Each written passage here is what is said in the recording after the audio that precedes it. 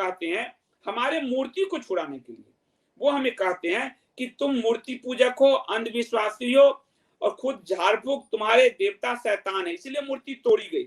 अब आप देखिए कि ये इनका मस्जिद क्या है।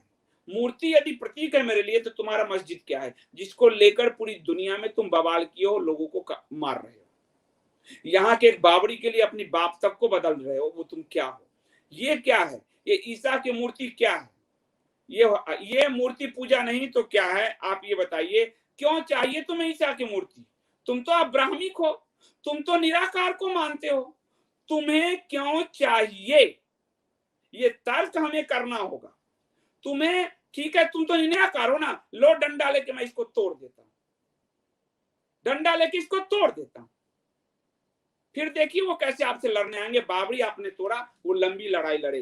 तो ये एक ढकोसला करते हैं, पाखंड करते हैं। इसका हमें समाधान तर्क से निकालना होगा। और प्रशिक्षण केंद्र हम कर रहे हैं, एक हाथ में पढ़तो, एक हाथ में शास्त्र और एक हाथ में शास्त्र। अब हमें तैयारी रखनी पड़ेगी, कोई उपाय नहीं है। मैं लोग कहेंगे, मुझे एक ने आज गाली दिया बहुत गंदा सा कि तू भाजपा का शासन इसलिए उसकी आलोचना कर पा रहा, कभी कांग्रेस की करके दिखा।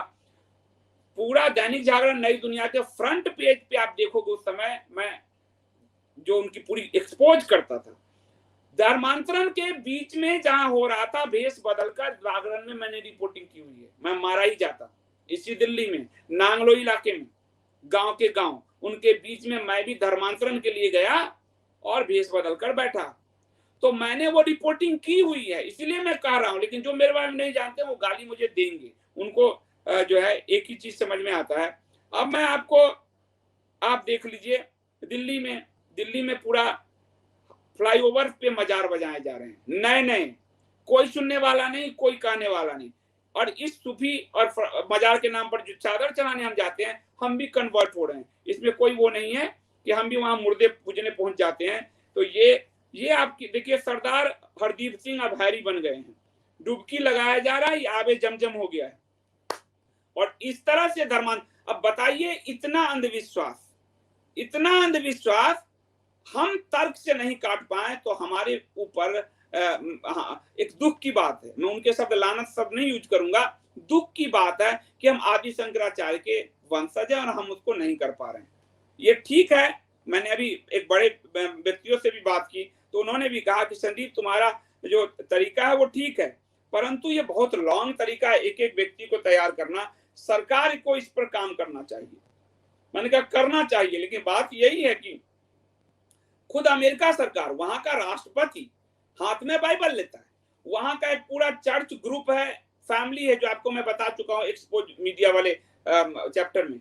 वहां उनकी एक सालाना बैठक होती है कि कैसे ईसाईयत बढ़ाई जाए। तो वो लोग बड़े पैमाने पर, सरकार ही ये काम करती है। आज मैं चीन की तारीफ करूंगा। आज के दिन चीन ने अमेरिका को थप्पड़ मारा है तड़ाक से, कहा तू मुझे मानवादी कर सिखाएगा। अमेरिका को कहा है, दौड़ा दिया उनके नेता को कि जिसने रेड इंडियंस की, मूल अमेरिकनों की हत्या करके साफ कर दिया, वो मानवादी कर सिखाएगा। अमेरिका को इस तरह आंख में उंगली भोंक कर जो बात करेगा वही जीतेगा। चीन ने भले पूरी मानवता को घाव दिया, मैं उसका विरोधी हूं, परंतु आज जो अमेरिका को उसने किया है वो दुनिया की कोई सरकार नहीं कर पाई, हम लोकतंत्र के भी नहीं कर पाएंगे जो उसने किया है आज के दिन, आज के दिन। इसलिए मेरा अनुरोध है कि हम लोग अपने अपने घर में कम से कम हम सनातन कथाओं को, सनातन धर्म को, उसके विस्तार को समझें।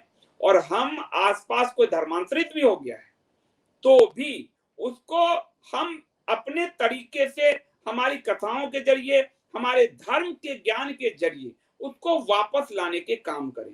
वापस लाने के लिए हमारे यहाँ कुछ भी ऐसा नहीं है गोबर खिलाओ, फलाना खिलाओ। आप भगवान को हमारे पूजा करने लगो, हिंदू धर्म अपना लो, गाय वाय खाना बंद करो, सीधी सी बात है। इसलिए ये अभियान छेड़ना पड़ेगा, वरना हमें सरकार के भरोसे बैठे रहोगे तो हिंदू मर जाएगा। एक समय आएगा 100-200 साल बाद, और लोग कहते हैं हस्ती नहीं मिटती हमारी। हम भी पहले बोल देते थे। हमने जब इतिहास पढ़ना शुरू किया तो हम दुनिया से सिकुड़ते इस चौहद्दी में हिमालय से और कन्याकुमारी समुद्र तक सिमट के रह गए। और वहां भी 8 से 9 राज्य आज हिंदू अल्पसंख्यक हैं। अश्विनी तिवारी आपको बताते होंगे, जिसके लिए चैलेंज किया है पीआईएल में, पीआईएल फाइल किया है कि हम 8 से 9 राज्य में अल्पसंख्यक हो गए हैं। लक्षद्वीप का विवाद आपने देखा, 2% हिंदू बचे हैं जी। ये स्थिति बन गई है।